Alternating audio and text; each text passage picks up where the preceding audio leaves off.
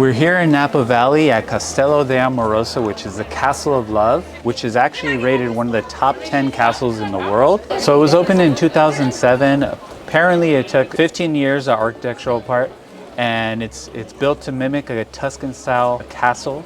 Let's go see how good their wine is. Hopefully it also ranks in the top 10. We just checked in, they gave us our tickets, so now we gotta go to the next spot. I don't know, go try some wine.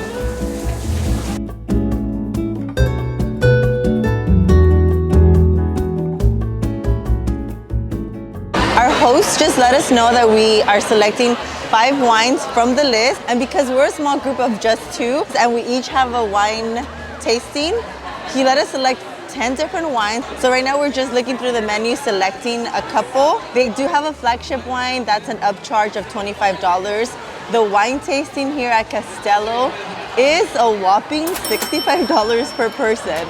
But after the wine tasting, we get to go on a little tour of the castle, so it's an experience.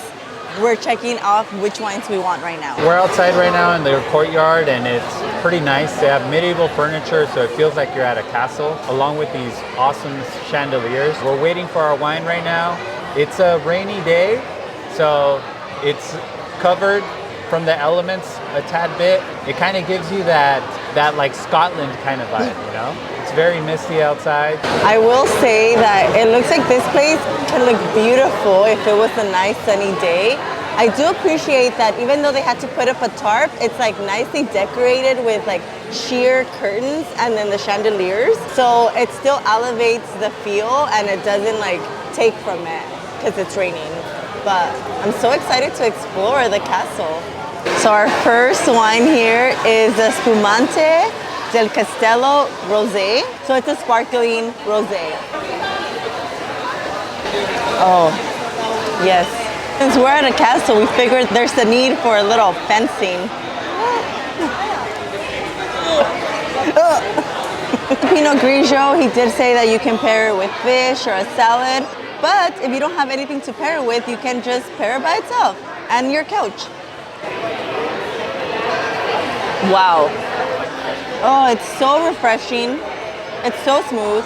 We have moved on to the reds. We're having the Pinot Noir and it's just in time. The sun has come out, so it feels incredible out here. It's very fruity, but not very sweet. And he mentioned that if you could see through it, that it's very light-bodied and easy to drink. And I would concur because I could drink the whole glass of this very easily. A wine bottle on the right side is about $100 to $800. I'm not even joking. I am not exaggerating. Their highest priced wine is $9,500, an 18 liter. I don't know how long. Oh, it's a large format. Maybe that doesn't count. So we're done with our wine tasting and now we're feeling a little loose and excited. So it's time for a little guided tour or self-guided tour. And as you walk through the premises, you do have a map that guides you. And also when you get to each different towers, there is a QR code that you can scan to play a YouTube video of the owner giving you a little brief information of the tower you're in. This is where I get my money's worth.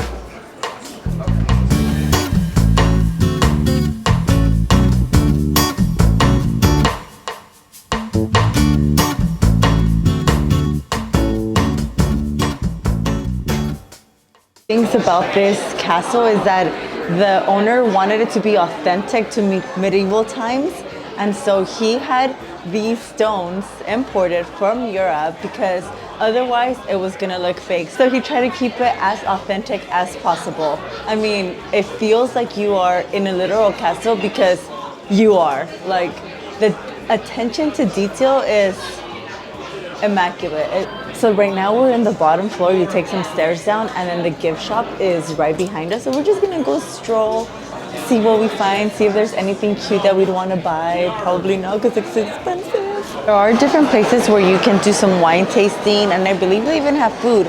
Right now we are standing right outside the Great Hall, which is a separate little area. They also have wine tasting for wine members and that's downstairs, but we don't know what that's like because we're not wine members. The Great Hall is decorated with beautiful murals and hanging chandeliers, so it really gives it that medieval feel.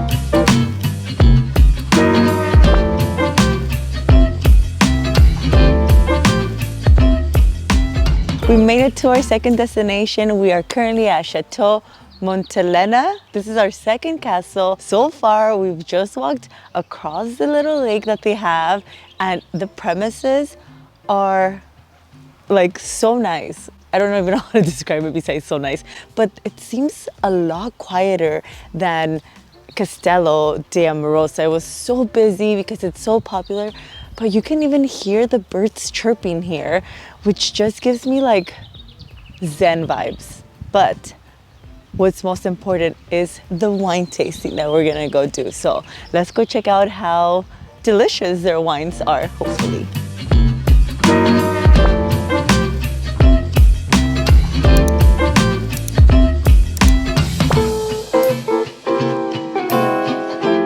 Way up here at the very tip top of Calistoga. So this high point that you see on the map, that is Mount St. Helena. It's also where we get our name from.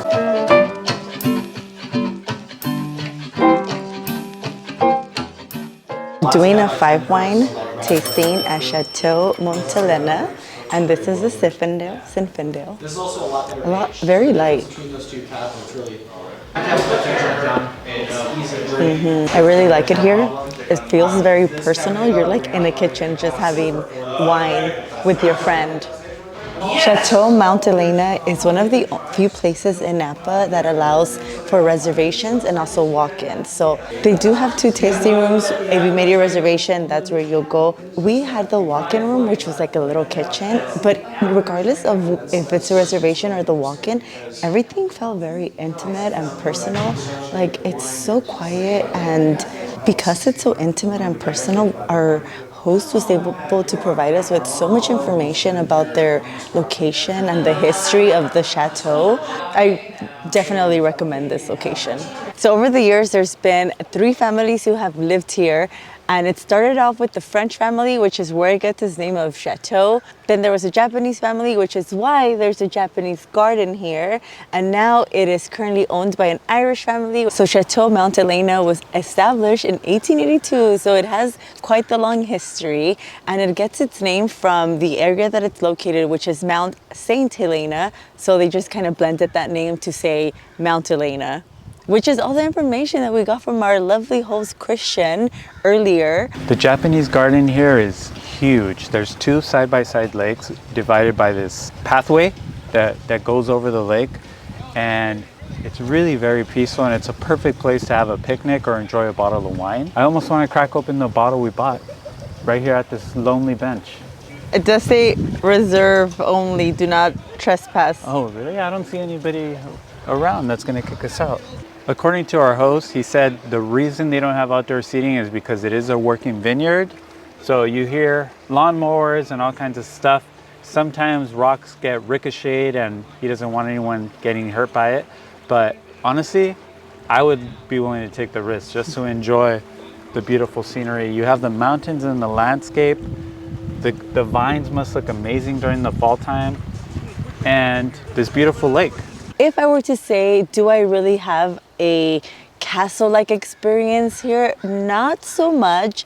There's an area where you can take photos where you get like the face of a castle, which is really nice and beautiful. The grounds here, I mean, definitely blows Castello di Amorosa out of the park because we're big lake people, you know, and greenery, and we like that. But if you're really looking for that wine and castle experience, my recommendation, even though it's very busy, I would still go with Castello di Amorosa for the castle experience.